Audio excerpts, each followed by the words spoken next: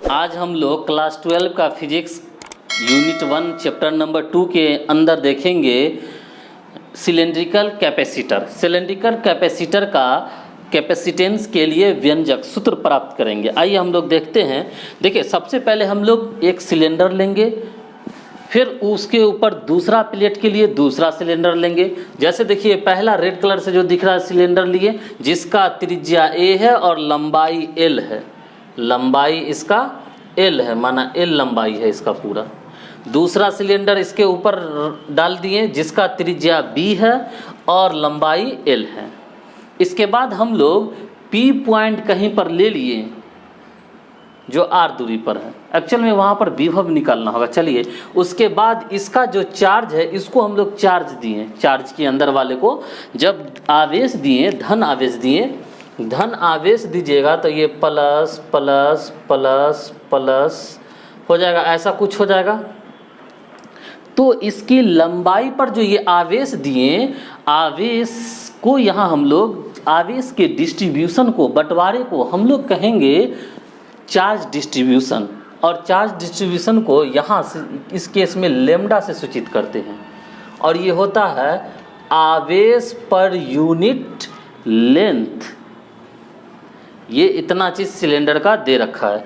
चलिए, अब जैसे ही इसको हम लोग आवेश दिए कि ये इंडक्शन के थ्रू, इंडक्शन के कारण, प्रेरण के कारण, क्या काजल, ये प्लस था, तो यहाँ पे इस सरफेस पर माइनस क्रिएट हो गया।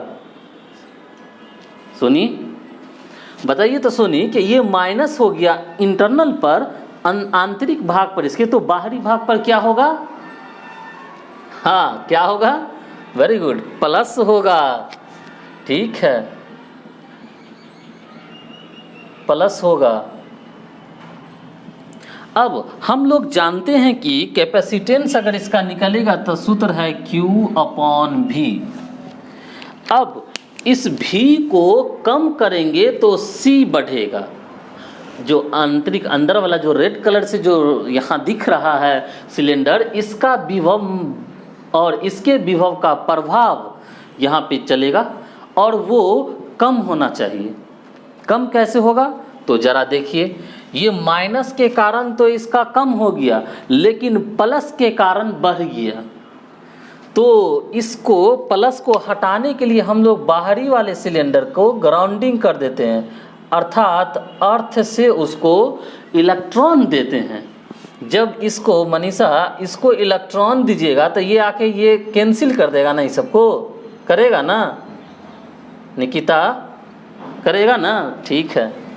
तब अब ऑल ओवर माइनस बचाओ, ये प्लस है तो प्रभाव इसका घटाएगा, कम होगा विभव का मान। जब विभव घटेगा तो C बढ़ेगा। लेकिन इस केस में विभव ज्ञात करने के लिए आपको सिलेंडर केस में थोड़ा सा मेहनत करना होगा। करते हैं हम लोग। देखिए, सिलेंडर के केस में इलेक्ट्रिक फील्ड अगर मालूम हो, हम लोगों को इलेक्ट्रिक फील्ड जानना होता है, और इलेक्ट्रिक फील्ड का मान होता है, इलेक्ट्रिक फील्ड बराबर होता है λ/2 pi epsilon naught into R. Cylinder के केस में आप जाकर देखेंगे फर्स्ट चैप्टर का, तो ये मिलेगा आपको। अब हम लोग को अगर E मालूम हो तो V मालूम हो जाता है, क्योंकि हम लोग जानते हैं कि V बराबर होता है ER। एक्चुअल में होता है E बराबर -dV/dr। क्लियर? तो यहाँ से क्रॉस मल्टीप्लिकेशन करके हम लोग निकाल सकते हैं dV बराबर -E/dr। अब E का मान मालूम है और R इंटीग्रेट करके इंटीग्रेशन से निकल जाएगा, चूँकि ये डिफरेंशियल इक्वेशन बन गया। और डिफरेंशियल इक्वेशन से फंक्शन निकालने के लिए क्या करते हैं नवीन? मैथ्स में पढ़े होंगे, 9th चैप्टर है NCERT 12th क्लास का। इंटीग्रेशन कर देते हैं, समाकलन कर देते हैं। हाँ, समाकलन कर देंगे, इसका समाकलन कर देंगे। कहाँ से कहाँ तक करेंगे? तो B से A तक। यहाँ जो R है यही पॉइंट P माने, यहाँ पे विभव हम लोग ये माना कि ये चीज़ है। अब इंटीग्रेट कर देंगे, जहाँ हम लोग चलते हैं। We know that E is equal to minus D V upon D R, so that D V is equal to cross multiplication कर दिए minus E into D R. अब डिफरेंशियल इक्वेशन का समाकलन कर देते हैं फंक्शन प्राप्त करने के लिए, दोनों तरफ समाकलन किए। अब ये माइनस बाहर B से A तक, माइनस बाहर B से A तक, और E का मान सिलेंडर के केस में हम लोग जानते होता है lambda upon 2 pi epsilon not R। लेकिन यहाँ चूंकि बीच में डाइलेक्ट्रिक मटेरियल है इसीलिए lambda upon 2 pi epsilon into epsilon R, और इंटू ये R डिस्टेंस जिस पॉइंट पर निकालना है हम लोगों को, इंटू डी आर। यहाँ देखिए तो lambda upon 2 pi epsilon not epsilon R constant है वो बाहर, और ये लिमिट B से A तक था, तो लिमिट का प्रॉपर्टीज पढ़िएगा आप 7.11 NCERT का 12 का पार्ट 2 बुक का है, प्रॉपर्टीज है कि अगर लिमिट को चेंज कर दिए, लोअर को अपर, अपर को लोअर, तो इसका चिन्ह बदल जाता है। माइनस था तो प्लस, प्लस रहता तो माइनस। A को यहाँ रख दिए और B को वहाँ कर दिए, लिमिट चेंज कर दिए, तो 1/r dr। 1/r का वैसा ही हो जाएगा, जो मैथ्स के स्टूडेंट है वो, और जो नहीं है वो भी तो देख लें। 1/x का इंटीग्रेशन होता है log x plus c indefinite के केस में, तो उसी प्रकार 1/r है तो 1/r का हो जाएगा log r, limit a to b बराबर हो गया। अब हम लोग जानते हैं कि निश्चित समाकलन में फंक्शन में से जहाँ जहाँ वेरिएबल है हटाकर पहले अपर लिमिट रखते हैं, उसके बाद फिर माइनस, फंक्शन में ही जहाँ जहाँ आ रहे हटाकर लोअर लिमिट रख दिए। ये अपना भी मिल गया, इतना पे हम लोग छोड़ सकते थे, लेकिन देख रहे हैं कि यहाँ पर लॉग का प्रॉपर्टीज लग रहा है, लगा सकते हैं, लगाना चाहिए भी। 2 लॉग है, देखिए लॉग का प्रॉपर्टीज होता है बहुत सारा, आप जाकर के वीडियो पार्ट 1 इसका देखेंगे, उस जहाँ पर अवकलज है बताएं हम लॉग का प्रॉपर्टीज। लॉग m बट्टा लॉग n बराबर होता है log m minus log n। Very good.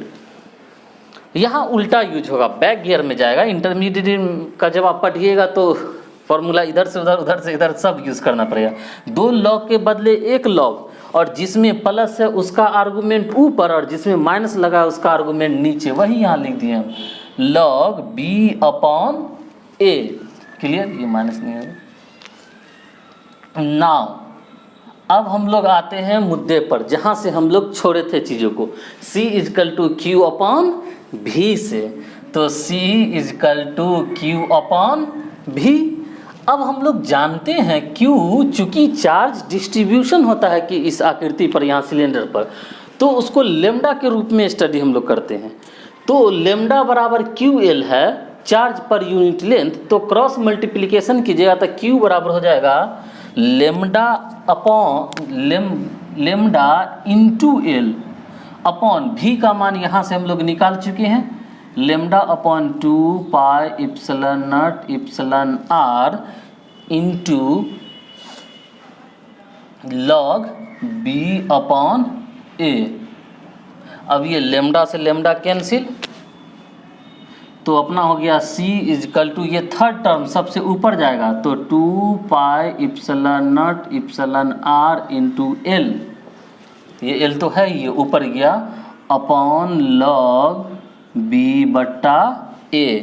यही अपना है सिलेंडर के केस में कैपेसिटेंस का व्यंजक सूत्र, 2 पाई epsilon not epsilon r into l बट्टा लॉग b बट्टा। अच्छा, यहाँ इस बात का आप ध्यान रखेंगे कि